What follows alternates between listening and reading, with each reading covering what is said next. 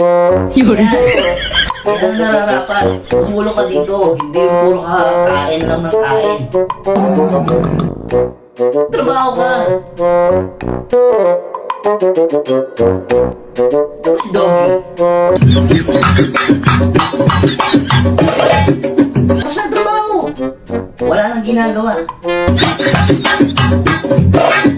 Pasayaw-sayaw na lang. O, di ba? Komportable na siya. Kaya ikaw,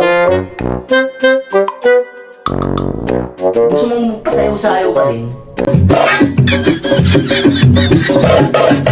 Trabaho ka muna. Tapusin mo muna yung trabaho mo. Hindi yung puro ka reklamo. Trabaho ka dyan. Ang mga pakakainin kita. Ayos ka, ha? Ano, ha?